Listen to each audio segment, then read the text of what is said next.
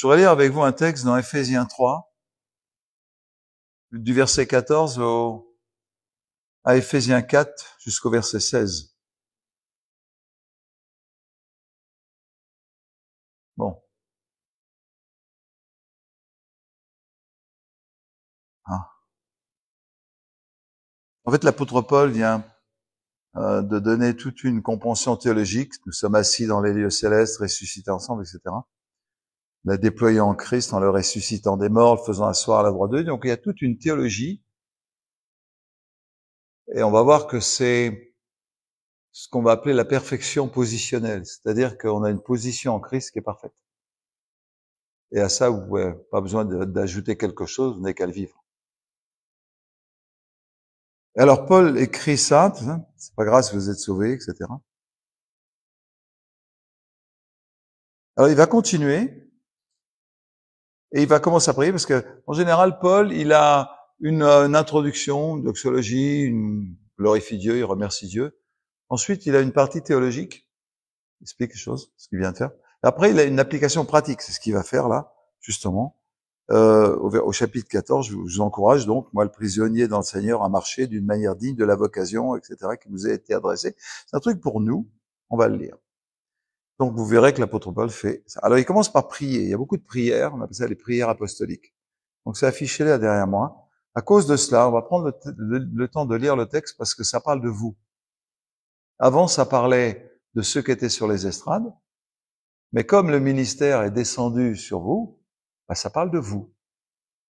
Faut être cohérent. Si Dieu réforme son église pour faire déposséder l'estrade du ministère, c'est pas pour autant que le ministère partie entre le ministère pour le donner aux laïcs, on va dire comme ça, c'est l'idée, eh ben c'est de vous dont il est question.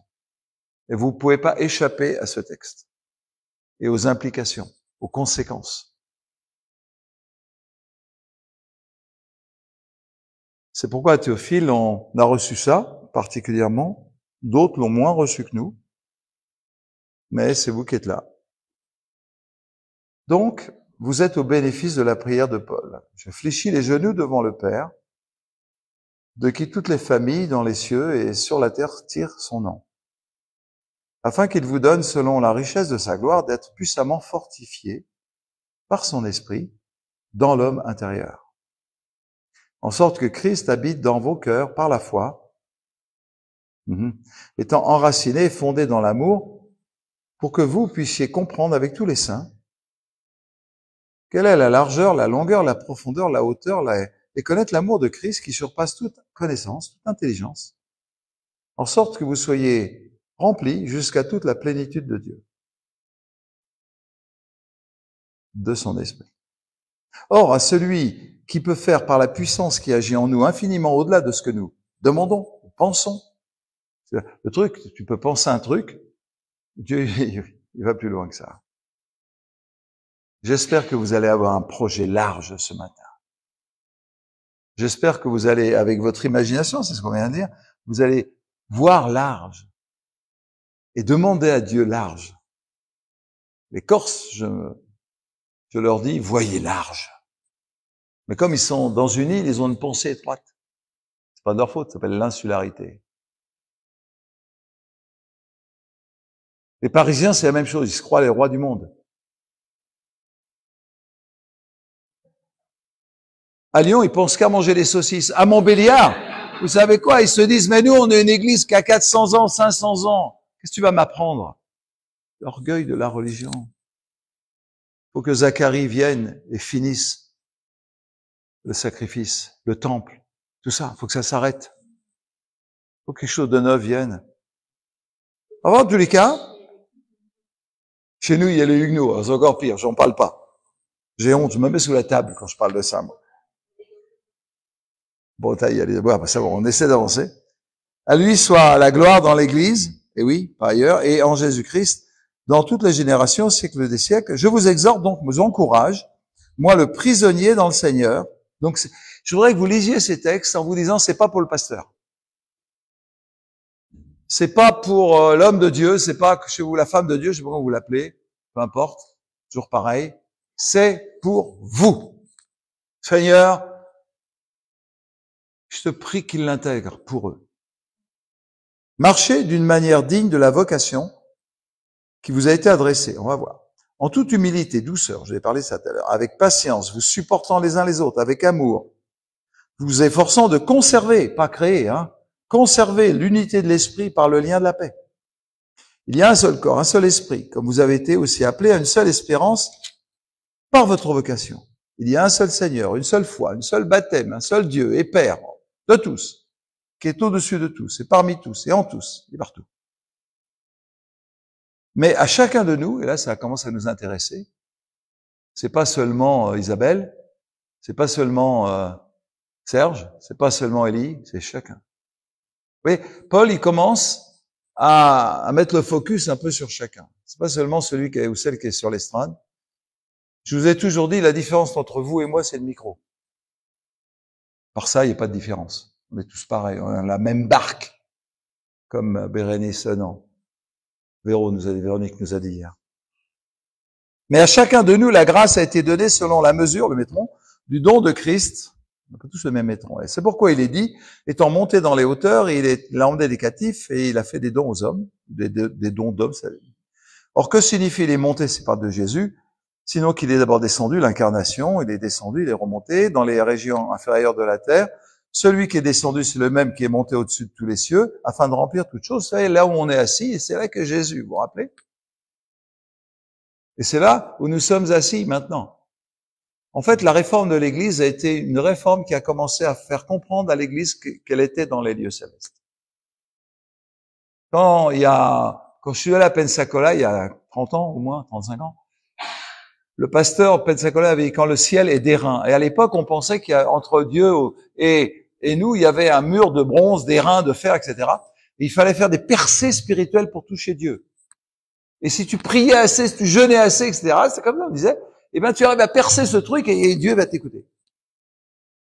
En fait, c'est une hérésie, ce truc. C'est une fausse doctrine. Parce qu'on est assis dans... Et vous savez, quand j'étais à Pensacola, le Seigneur m'a saisi, m'a pris, m'a fait tomber par terre, etc. Il m'a pris comme ça, j'étais couché par terre et boum, il m'a pris, il m'a emmené dans le ciel, je montais à une vitesse de la fusée Saturne, ou Ariane. Et puis, boum, je montais, le monde défilait comme ça, les nuages, et tout d'un coup, j'arrive dans un espace tout cotonneux, très lumineux, très cotonneux comme du coton. Et tout d'un coup, je me dis, mais je suis où? Et je comprends que je suis là, il y a Dieu. Et c'est paisible. Il n'y a pas un bruit. À Pensacola, dans l'église, il y avait du bruit. Et tout s'est effacé, tout ça. Et tout d'un coup, je lève la tête et je vois une croix, toute seule. Et Dieu me dit, ma croix est suffisante pour sauver 500 personnes par jour. Je vous raconterai un jour pourquoi. Et je suis saisi comme ça, je comprends. Et il y a une main qui me pousse, et qui me pousse en avant, et j'arrive au bord du nuage, là. Et tout d'un coup, je vais tomber, et je suis là, vraiment comme ça, et je vois la terre toute bleue comme ça, comme dans les films, avec des photos. Et je la vois loin. Et je comprends qu'entre le ciel et la terre, il n'y a rien. Et là, déjà, je suis pas trop d'accord avec cette doctrine qui disait qu'il fallait faire des percées, tout ça. Paul, il dit, faites des percées pour que l'évangile avance. Faire des percées, c'est juste, hein. Mais pas pour rencontrer Dieu. Pas pour parler à Dieu. Pas pour avoir une communion. On est assis dans les lieux célestes, et je le dis à nouveau, parce qu'il y en a qui écoutent sur Internet, vous pouvez pas être plus près de Dieu que vous l'êtes actuellement. Vous êtes assis en Christ dans les lieux célestes. Et entre le Père et le Fils, ils sont un. On peut pas les séparer. Et c'est de moi dont il est question. C'est de vous dont il est question. C'est un privilège qui est donné aux gens qui sont nés de nouveau. Ceux qui ont reçu l'Esprit. Alors,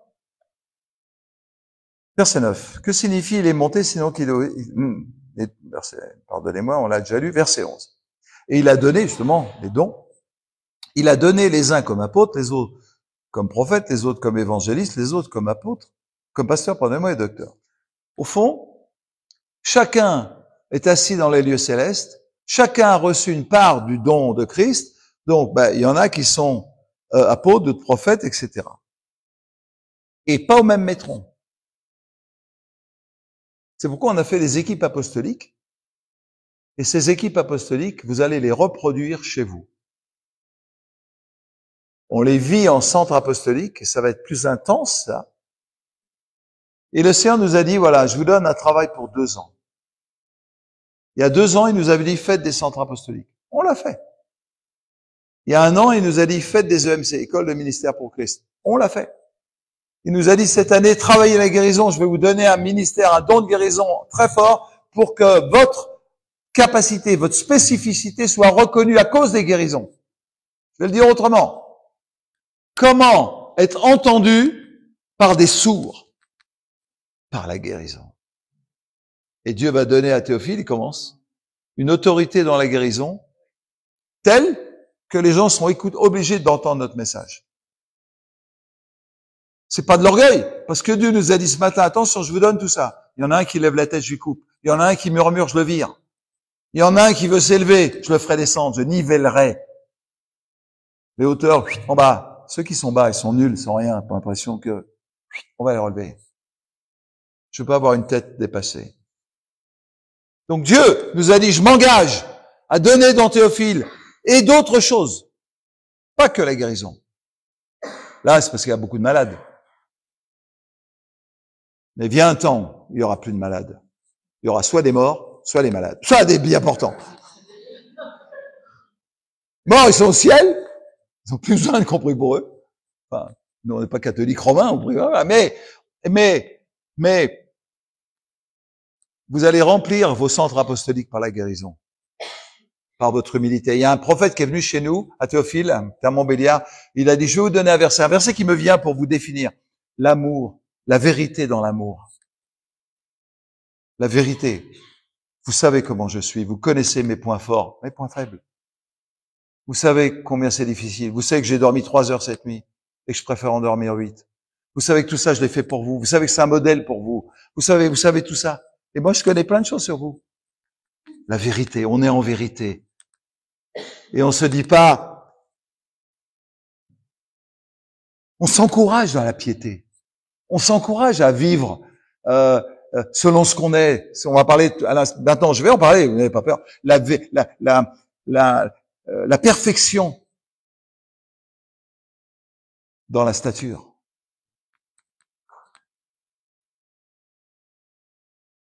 Moi, je sais ce que je vais vous dire. J'ai envie de vous le dire tout de suite. Des fois, vous savez, je vous donne ma conclusion. Comme ça, vous savez où je vous emmène. Ma conclusion, je vais vous la donner. Ça, si je m'arrête en route, si je tombe, si je meurs, si Dieu m'enlève, vous saurez à peu près. Parce que la conclusion, c'est que vous allez devoir ce matin vous décider. Alors, il y en a qui diront, je vais réfléchir. Pas de problème, hein. Si c'est pas ce matin, ce sera demain. Ou cet après-midi. Parce que cet après-midi, on prie pour ceux qui veulent s'engager. Ma conclusion, c'est est-ce que tu veux accepter que le ministère vienne dans ta vie? Et soit plus seulement l'apanage d'un seul, ou de 2, ou de 3. Ma conclusion, ça va être, est-ce que tu veux qu'il y ait chez toi une équipe apostolique qui naisse? Ma conclusion, ça va être, est-ce que tu comprends ce que c'est qu'une église apostolique, une équipe apostolique, à quoi ça sert?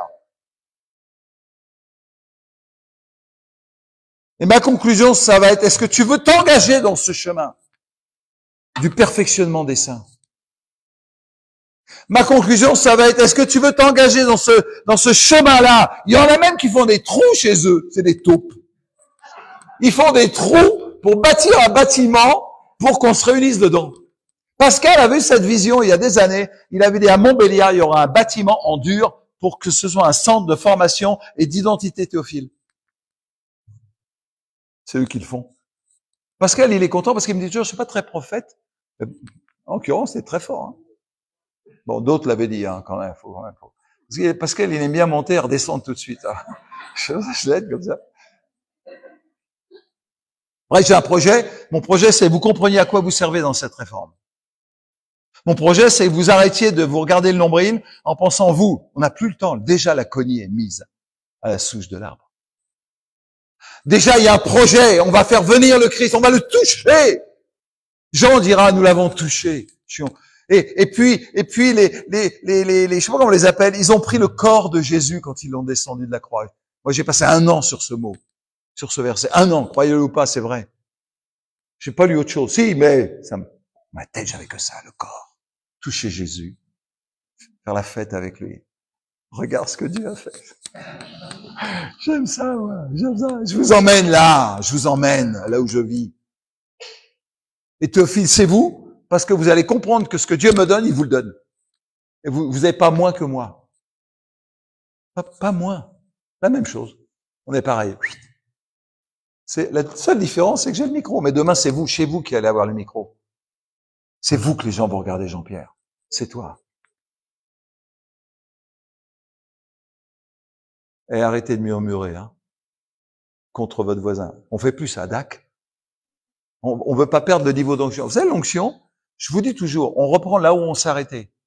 Je vous dis, entre-temps, ne péchez pas, parce qu'on va redescendre. Et on est obligé tous les dimanches matins de refaire la louange, vous savez. Vous allez aux Antilles, la première demi-heure, c'est de la louange antillaise. Alors on danse, etc., etc., puis après on rentre dans l'adoration. Donc c'est plus calme, plus doux, plutôt, moins rapide. Et puis voilà, là on adore, etc. Ouais, ça s'appelle la liturgie. Vous avez tous une liturgie, parce que vous êtes obligés de repartir de zéro. À Théophile, vous allez apprendre à vos ouailles, à vos amis, à vos brebis. Mais ça, vous allez l'entendre, le truc. C'était les limites du ministère. Je leur ai dit arrêtez, du don de soi. Non, je vous dis, c'est les limites du ministère. Oui, ça oui. Bérénice, hier soir, à 11h30, elle recevait mes mails. Il ne peut pas dormir, celui-là. C'est vrai? Il n'y a pas de limite à l'engagement. Il n'y a pas de limite au don que vous allez faire ce matin. C'est tout ou rien. Celui qui met la main à la charrue et qui regarde en arrière, il n'est pas digne de moi. De moi, dira Jésus. Pas du ministère, de moi. Et le don de Jésus est total, il n'est pas mort à moitié sur la croix. Il a donné sa vie complète. Il s'est incarné complètement. Et maintenant, c'est l'heure, et Jean-Baptiste nous l'a dit, maintenant c'est l'heure, on joue plus. Jésus est à la porte. On va le toucher. Et si c'est pas moi, c'est vous. Et si c'est pas vous, c'est vos enfants. Pas charnellement, ce dont et Elisabeth nous parlait tout à l'heure. Physiquement aussi, calmez-vous les mamans. Que signifient les montées? Eh bien, il a donné les uns comme apôtres, les autres comme prophètes, les autres comme évangélistes, les autres comme pasteurs, les autres comme docteurs. En fait, c'est pas une partie de Jésus. C'est l'incarnation qui se montre là. Rappelez-vous ce que je vous ai dit la première fois. Il n'est pas rentré dans une chaussette.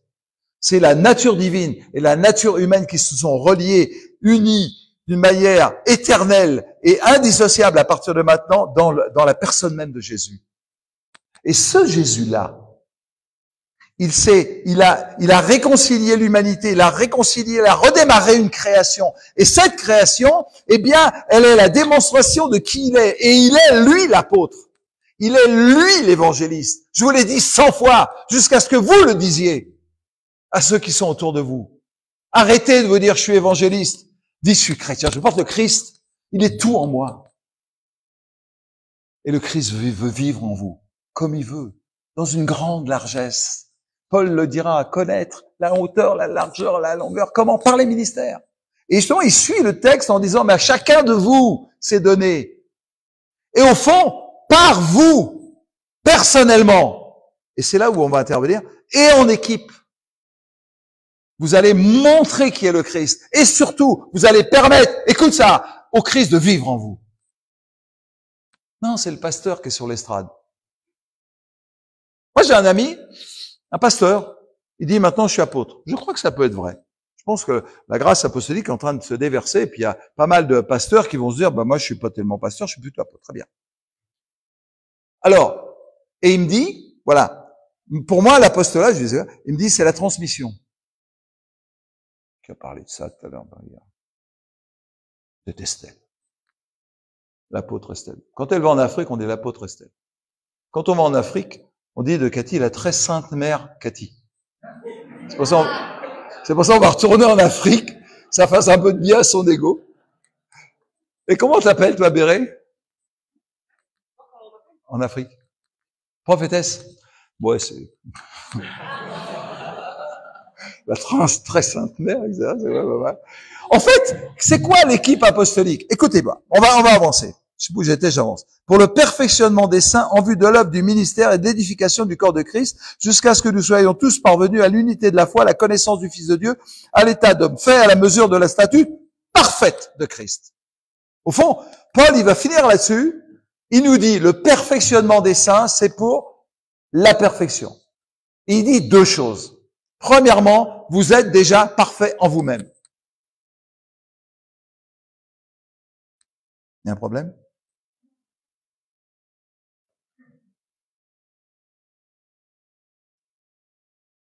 C'est intéressant parce que il y a une perfection.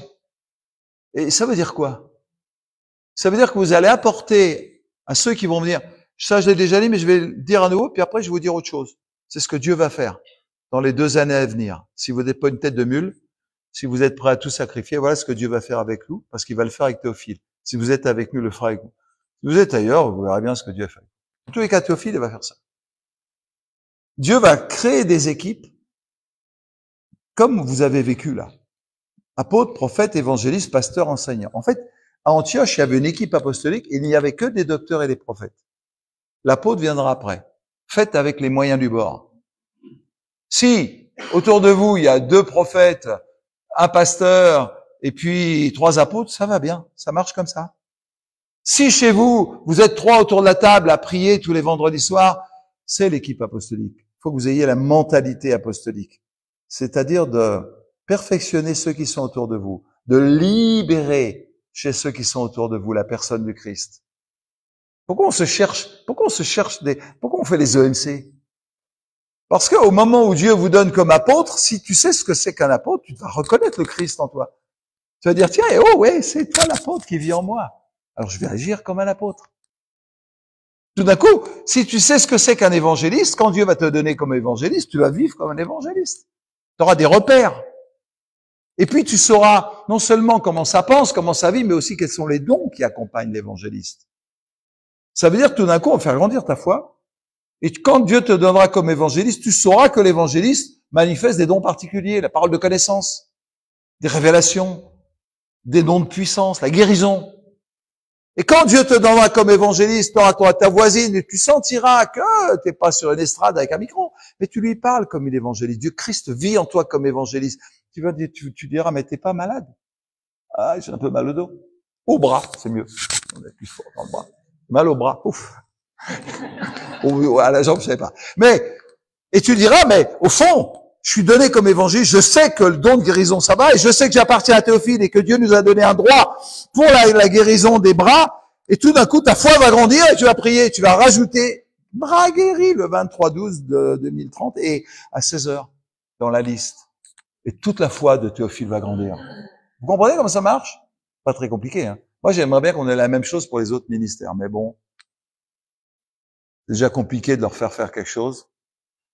On va faire avec le perfectionnement. Vous allez avoir chez vous et vous allez regarder en face de vous la personne qui est en face de vous. Et vous allez la perfectionner de façon à ce qu'elle rentre, qu'elle comprenne dans quel ministère elle est le plus donnée. Et vous allez l'aider. Vous allez lui dire, tiens, IEM, inscris-toi, etc. Vous allez l'aider, perfectionner, créer des équipes. Pourquoi? Pour que Christ soit vu dans sa globalité, dans sa totalité. Pour qu'en vous regardant, on se dit, tiens, il y a le Christ. D'abord lui, pas ce que vous allez faire. Lui. Pourquoi je dis à Bérénice, pourquoi il l'appelle prophétesse? Pourquoi Cléo, on dit, tiens, on sait pas trop Cléo pour l'instant, elle a dit, je veux pas trop, pour tout un tas de raisons. Bon, on va prendre Élie. Élie, pourquoi Élie? Je lui ai dit, on lui a dit, Élie, maintenant, faut que tu rentres dans un ministère apostolique. Parce qu'on le voit, il est très fort prophétiquement. Mais je crois que Dieu va libérer un apostolat plus fort encore que le prophétisme. Vous savez à cause de qui? À cause d'Élisabeth et Zacharie, ses parents, qui ont prié pour lui depuis tellement longtemps. Et c'est comme ça que ça se passe. Et il va y avoir chez vous des équipes apostoliques, et quand on va se réunir en équipe, en centre apostolique, ça va être la démonstration de la personne de Christ. On va te regarder, Marité. Et en te regardant et en regardant les qui seront autour de toi, et tout ça, un peu tous ces brebis, on va voir Christ. Et toi, tu vas les perfectionner, pas en leur racontant la lune, mais en leur disant, voilà qui est le Christ dans ta vie, voilà quand tu parles, voilà quand tu vis, voilà quand tu dors. Voilà qui est le Christ en toi. C'est Christ en toi, Christ en toi, Christ en toi, l'espérance de la gloire. Christ d'abord. On s'en fout du ministère. Ce qui compte, c'est Jésus. Le ministère suit, vous inquiétez pas. Jésus, il n'a pas de problème d'identité. Vous en avez pas, lui. Ça veut dire que s'il vit en vous, vous inquiétez pas, il va faire son job. Perfectionnement des saints. Alors, une base, après on prie. une base. Attendez que je... Au fond, Paul, il parle du perfectionnement du Christ. C'est-à-dire, pardon, pas le perfectionnement. Il parle la stature parfaite de Christ. Le mot parfait, c'est la perfection. Donc Christ, lui, il a une stature, il est parfait en lui-même. Et le perfectionnement du verset 12, il aboutit à révéler la perfection du Christ. Alors, dans un premier temps, c'est perfectionner en vue du ministère. Je vais l'expliquer pour ceux qui n'ont pas bien compris. Essayez d'écouter. Me dites pas, j'ai déjà entendu 100 fois, je t'ai pas entendu le dire. Donc, faut que tu l'entendes encore une fois. Le jour où, comme hier, Véronique prend ma place et elle parle comme moi le matin, moi j'étais là avec Cathy, j'ai dit, je vais trouver ma remplaçante. Le jour où je t'entendrai parler à ton voisin et l'encourager, le perfectionnement à table, au lieu de l'encourager, le perfectionner, qu'il ne sorte de votre bouche qu'une parole inutile ou vaine. Arrête de parler de je sais pas quoi et encourage, perfectionne. Toujours amener les gens à Christ. On n'a plus le temps. Déjà la cognée est mise à la souche de l'arbre. On va discuter de ce que vous voulez. Mais quand vous sortez de là, le mercredi soir, quand ils sont venus chez vous, il faut qu'ils se sentent perfectionnés. Et ça veut dire quoi? Ça veut dire deux choses. Ça veut dire, premièrement, notez-le pour ceux qui notent, les autres qui nous regardent, les milliers de personnes qui... Il y en a un qui a le plus de vues. Il y en a un qui a 400 vues, Pierre, je crois, 450 vues. Il a plus de vues que tout le monde. Quand même. On va se stimuler les uns les autres.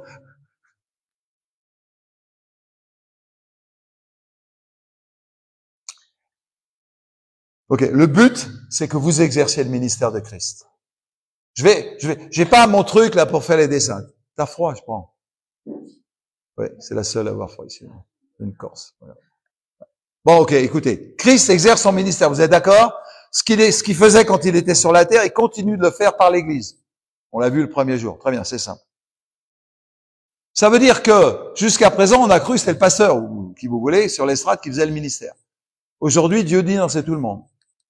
Donc, vous allez perfectionner les saints, les mains qui sont chez vous, autour de vous, le mercredi soir, jeudi soir, je sais pas quand vous voulez, et vous allez avoir dans la tête, vous, l'idée de les perfectionner. C'est-à-dire que le ministère du Christ, qui passe par vous, passe par eux. Vous allez vous déposséder vous-même du ministère, pour que ça passe, parce que le but de Dieu, c'est que vous remontiez pas sur une estrade. Vous n'en créiez pas une nouvelle, quelle qu'elle soit. Le but de Dieu, c'est que le ministère de Christ, la vie du Christ, ce que Christ veut faire, sa vie passe par vous et se répande. Et vous savez, moi, quand je parle avec les gens, ou quand je suis assis, par exemple, dans une église, j'écoute les gens parler, pasteur prêcher, je sais exactement si son but, c'est de me perfectionner ou de raconter sa vie.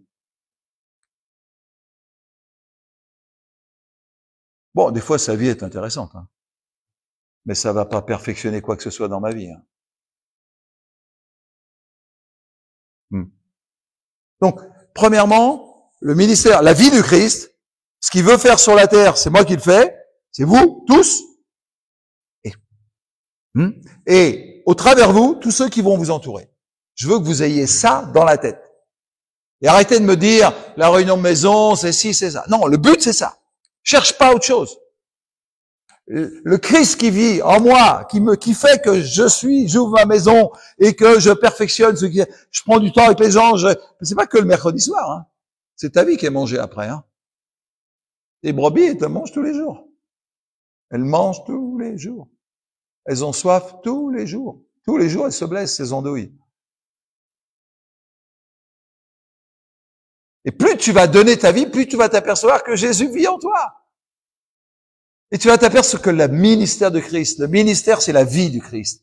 On pourrait gommer le mot ministère c'est service. On pourrait mettre la vie. C'est plus Christ qui vit, c'est moi qui vis, c'est Christ qui vit en moi. Au lieu de parler du ministère de Christ, on parle souvent à Théophile de la vie de Christ. Il vit en moi comme apôtre. Il vit en moi comme prophète. Il vit en moi comme. C'est lui. Et c'est ça que tu dois montrer. Et alors, il y a deux perfections, je l'ai dit tout à l'heure.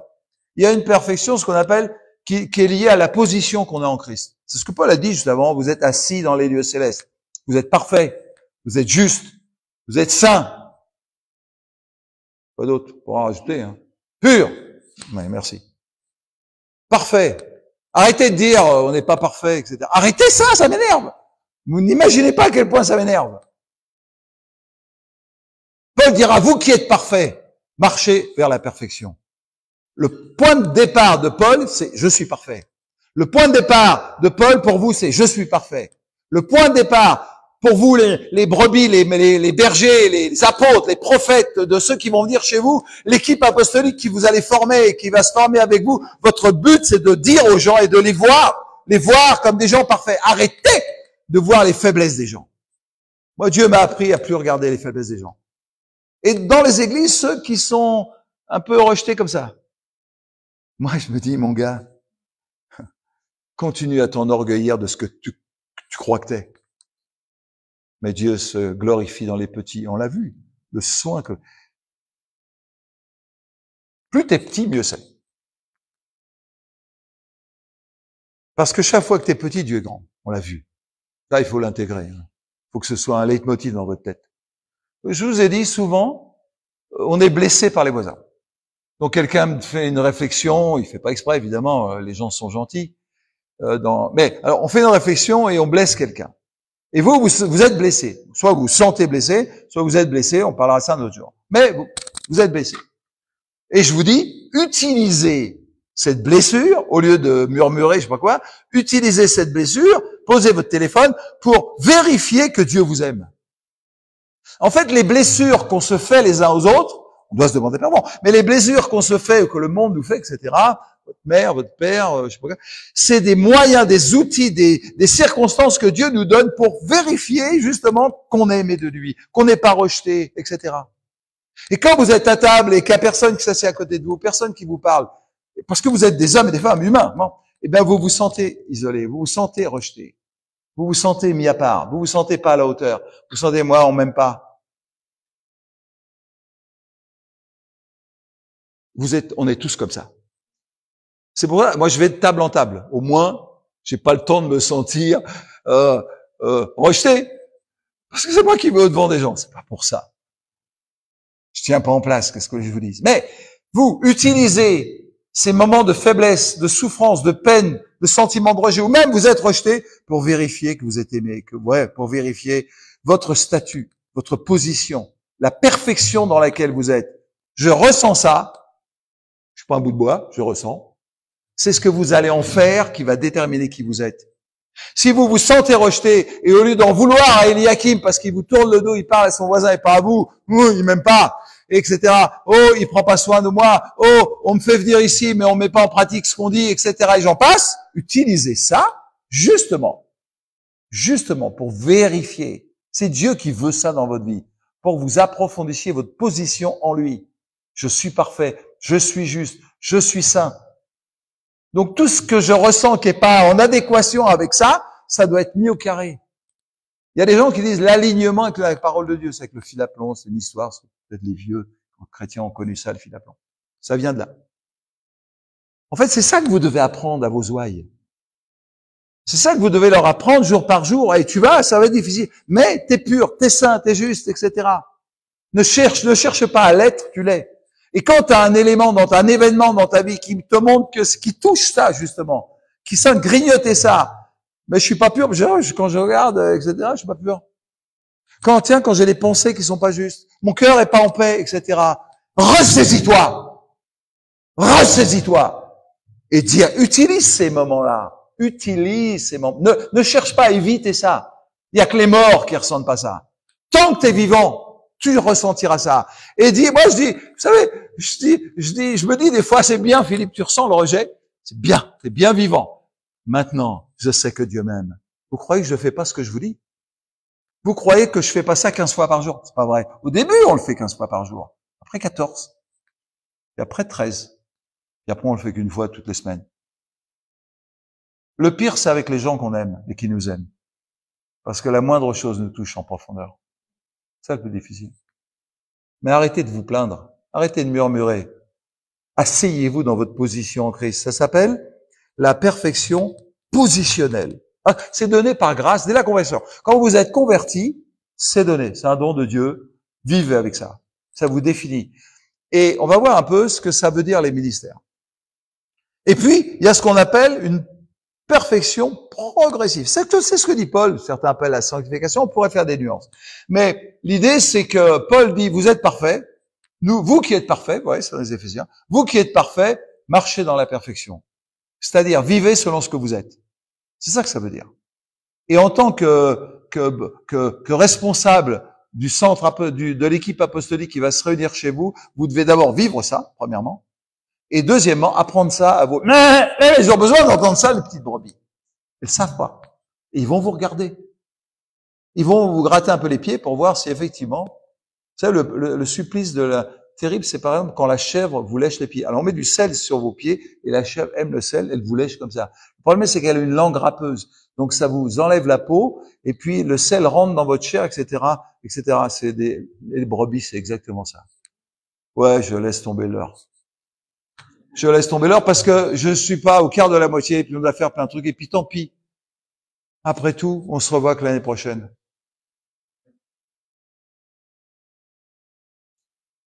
Alors, à quoi ça sert des équipes apostoliques? Ça a plein d'intérêts, mais le Seigneur m'a dit de vous en donner une. Un. Chez Cléo qui avait les gros yeux. Un. En fait, l'autre va me magnifier. C'est pour ça que je dis à Bérénice, quand je te vois, je suis content. Elle me dit, je sais pas ce qu'elle me dit, elle m'a pas dit ça, mais elle m'a dit autre chose. Et pourquoi? Parce que quand je la vois, elle me magnifie. C'est pas seulement qu'il y a de la confiance, de l'amitié, de l'amour fraternel, etc. C'est pas ça seulement. C'est que elle valorise qui je suis en Christ. Et inversement. C'est-à-dire, dans une équipe apostolique, l'apôtre a pas une position, mais l'apôtre, lui, va valoriser les autres ministères pour leur dire, voilà qui tu es, voilà, tu atteins la perfection, tu es dans la perfection. Et tout d'un coup, puisque l'apôtre a valorisé le prophète que je suis, eh bien, moi, je suis dégagé de tout le reste. Tout d'un coup, j'ai pas besoin de penser à être pasteur. J'ai pas besoin de penser aux perdus. L'évangéliste le fait très bien. Et l'équipe apostolique, c'est une façon de vivre en liberté. Plus je suis prophète, plus vous allez être vous-même ce que vous êtes. Plus je laisse le Christ vivre en moi, plus le Christ va vivre en vous. Et plus le Christ va vivre au milieu de nous dans sa perfection, eh bien plus on le verra. Vous voyez, ce qu'on vous disait de l'an dernier, celui qui m'a vu a vu le Christ. Il y a 2 ans, c'était ça passe par nous. Et aujourd'hui, l'Église qui vient. Tout ça, ça se construit, ça dit la même chose. Donc je répète, plus vous êtes affermis dans votre ministère, plus vous allez libérer les autres ministères. Je vais le redire à nouveau pour que vous le compreniez. Je voudrais que notre apôtresse écoute bien ce que je vais dire. Oui, apôtresse, c'est elle. C'est le nom que j'ai décidé de lui donner. Je trouve ça joli, apôtresse, moi. Je sais pas si ça se dit comme ça. Je demande à Cléo, peut-être non. Je pense à autre chose. Ok, écoutez bien. Dans une équipe apostolique, apôtre, prophète, évangéliste, pasteur, docteur, c'est une équipe complète, c'est pas toujours complet, on l'a vu. Eh bien, quand le pasteur est pasteur seulement, il libère les autres ministères. Et quand moi, à côté du pasteur, je peux parler en prophète. Vous savez, je vais raconter cette histoire. En fait, des fois, on parle en prophète. Et quand on voit vos têtes, on se dit, doucement. Repentez-vous, race de vipères. Vous voyez le truc? Ça met tout le monde au garde à vous. Et alors vite, on revient au pastorat. Et puis le pasteur, lui, il va vous mettre dans un enclos. Alors l'apôtre, il va dire, oui, mais on libère pas les gens comme ça. Il faut donc prendre ce que le prophète a dit en enlevant un peu les trucs, quoi. Et puis ce que le pasteur a laissé. Et puis l'apôtre, il est obligé d'organiser, de dire comment ça va marcher. En fait, on se perd là-dedans. Parce que tout le monde, c'est une foire d'empoigne. Chaque fois, chacun veut sa place. Chacun veut dire son mot. Pourquoi on vous dit, on reconnaît plutôt ça chez toi, tel ministère, et chez toi? Pourquoi on vous met en équipe apostolique? Pour que vous appreniez à comprendre, à vous connaître et à vous perfectionner les uns les autres. À faire que plus vous serez vous-même, au ministère restreint, c'est-à-dire si vous êtes donné comme apôtre aujourd'hui, ça peut changer, vous êtes donné comme apôtre, on vous donne la possibilité d'être apôtre. et en vous donnant la possibilité de vivre comme un apôtre, eh bien, vous allez voir les autres autour de vous. Vous allez les libérer une liberté de la démonstration de la personne du Christ. Pensez toujours ce que je vous ai dit tout à l'heure. Le but, c'est le Christ. C'est pas votre ministère. C'est pas qu'on vous met sur une estrade en disant, regardez, la pote, comme ils disent en Afrique, j'aime bien comme dire la Sainte Mère. Et comme ça, j'y arriverai pas. Bon, oui, c'est pas ça le truc. Ce qui compte, c'est que Jésus soit vu. Ce qui va se passer chez vous dans 5 minutes, c'est ça, que Jésus soit vu. Toutes les semaines, les gens vont se réunir chez vous. Pourquoi? Pour être perfectionnés par vous. Et votre but, ça va être que Jésus soit vu. Ça va être que le ministère soit libéré. Est-ce que c'est français ce que je dis, Bérénice? Parce qu'elle me dit 5, 4, 3, 2. Je sais pas, moi. Je vois Cathy partir, je compte sur Cathy pour Ok, qui veut donner sa vie pour être apôtre, prophète, pour que le Christ vive en vous? Vous n'avez pas le droit, vous avez le droit de pas lever la main. Vous avez le droit dans votre cœur de dire, moi, ça me plaît. Voilà ce qui va se passer. Écoutez bien. Je prophétise. Et comme c'est enregistré, on verra. Ça me rappelle le bébé. Le bébé de qui, là? Non, pas le tien. Vous savez, à Paris, c'est Naël. Son collègue de travail. Il était venu au centre apostolique. Et je sais pas comment ça s'était passé. Je lui avais dit qu'il serait enceinte, il y aura un bébé, etc. Et il est né là. Donc, je vous l'ai montré, mais j'étais tout content. Parce que le bébé était né. Donc, je prophétise. Dans 2 ans, tous ceux qui veulent auront une équipe apostolique avec eux. Peut-être pas toujours, obligatoirement les 5 ministères. Il y aura peut-être 2 pasteurs, etc. Une équipe apostolique, qui pense d'une manière apostolique, qui se réunira chez vous, d'une manière ou d'une autre. Et cette équipe apostolique, elle va, écoutez bien ce que je vais dire. Je sais pas mon tableau. Mais cette équipe apostolique, elle va se réunir. Écoutez bien la clé. Elle va se réunir chez vous où vous voulez. C'est pas trop grand chez vous ou chez le voisin. Pas grave. Elle va se réunir. Et cette équipe apostolique, elle a le pouvoir d'attirer les ministères. Regardez dans le livre des Actes, vous verrez que Paul, il attire les ministères. Il commence tout seul. Avec son copain, il se sépare parce que travailler avec Paul, ça ne devait pas être facile. Mais il attire les ministères. À la fin, ils sont presque 50 quand on fait la liste des gens. L'apostolat attire les ministères. C'est pour toi que je parle, hein, Marianne. L'apostolat attire les ministères. L'apostolat attire les ministères. Il y a dans le monde des ministres qui sont préparés pour venir chez vous. Et si vous vous réunissez chez vous avec une pensée apostolique, vous allez être comme un aimant. Et Dieu où vous allez, les deux, avec Dieu, vous allez attirer les ministères. Des gens qui sont prêts pour travailler, que Dieu a préparés depuis longtemps. Pas des gens à sauver forcément. Peut-être des gens qui sont sauvés. Peut-être des inconvertis. Faites ce que vous voulez. Mais l'essentiel, c'est que vous compreniez que chez vous, ça va être le lieu d'accueil, le lieu d'attirance, le but.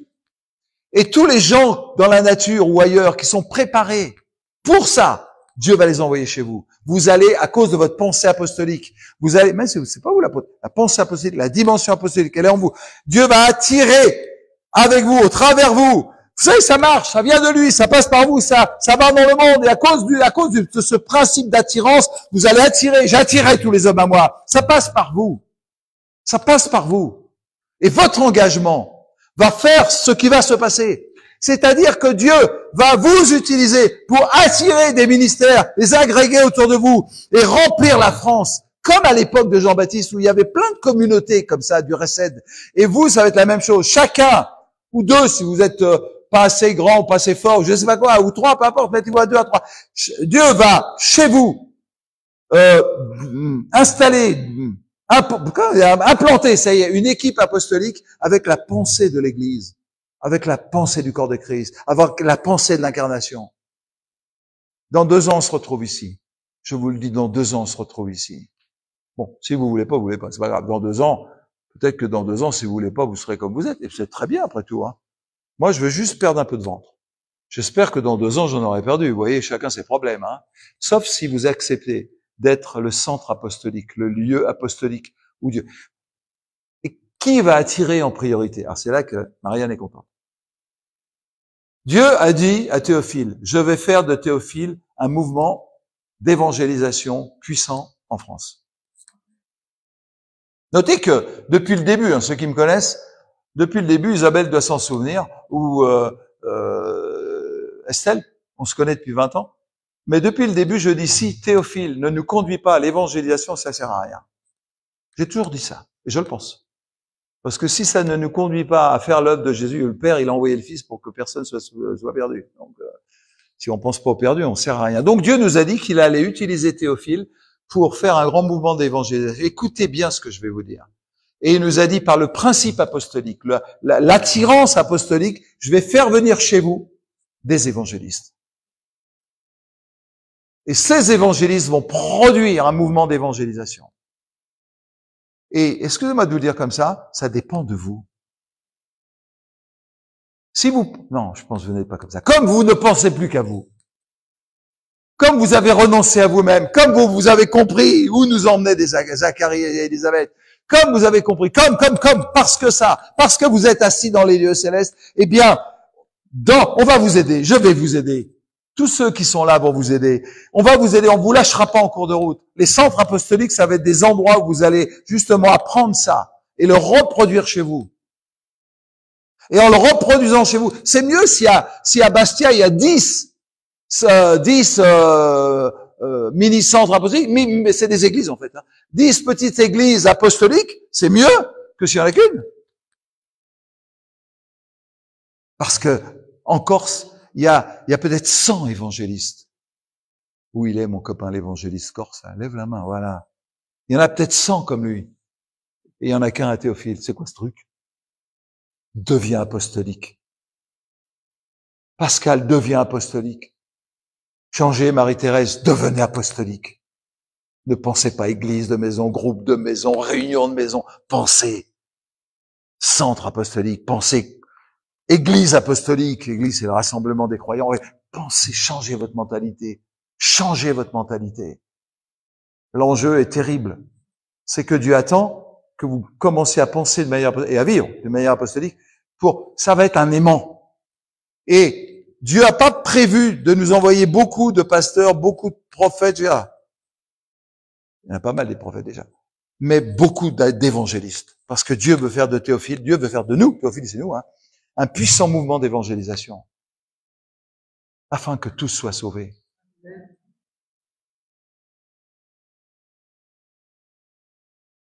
C'est pas mal déjà, hein. C'est pas mal, hein. Les 2 années qui viennent, le Seigneur nous a dit, dans les 2 années qui viennent, voilà ce que je vais faire. C'est pas demain matin, vous inquiétez pas. Hein. Si pendant 6 mois, quand on a démarré Théophile, avec Cathy, on a été 2 pendant 6 mois. Elle et moi, 6 mois. Et au bout de 6 mois, quelqu'un nous a appelés, j'avais écrit un livre, etc.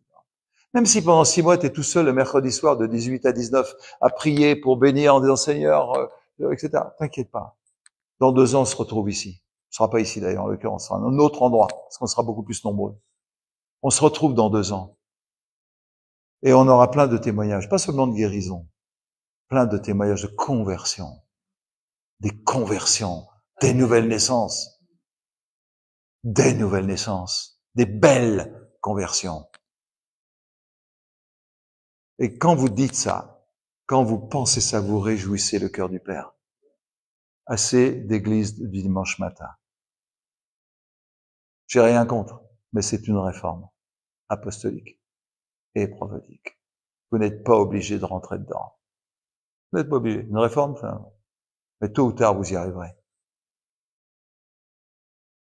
Quand je me suis converti il y a 50 ans, 52, excusez-moi, je me fais gronder.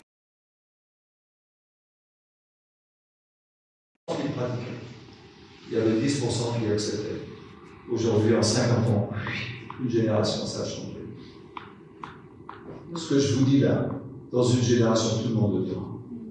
À tel point qu'il y a peut-être 15 ans, on parlait pratiquement pas d'apôtres. Aujourd'hui, on parle que de ça. Ça va vite, plus vite, à mon avis. la réforme apostolique va produire une mentalité apostolique qui va faire. Le but de Dieu, c'est que le monde soit sauvé. Ce n'est pas vous le but de Dieu. Vous êtes les moyens, les outils. Vous êtes la main de Dieu. Vous n'êtes pas la tête. Vous ne prenez pas par la tête. Et bien, c'est ça le truc. 2 ans, je dis. Je veux prier pour tous ceux qui veulent s'engager. Je veux prier, peut-être avoir des paroles prophétiques pour vous. Si vous n'êtes pas prêt, si vous voulez réfléchir, si vous voulez demander à votre pasteur l'autorisation, j'ai aucun problème. Je vous ai dit, tôt ou tard, vous y viendrez. Tôt ou tard. Vous n'échapperez pas au mouvement de l'esprit.